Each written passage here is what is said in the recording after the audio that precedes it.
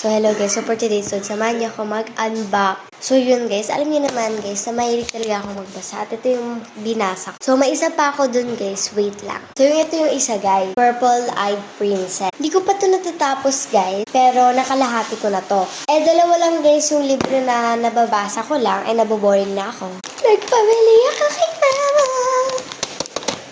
Yes. Sa pandahan ko talaga palaging nabibili yung mga book. So, parang hanggang part ano ba? Part 3 to guys. Kasi paubos na yung oras natin, di ba? So, ito. Kalang ko ba ito kinikilig? Excited na ako basahin. So, syempre.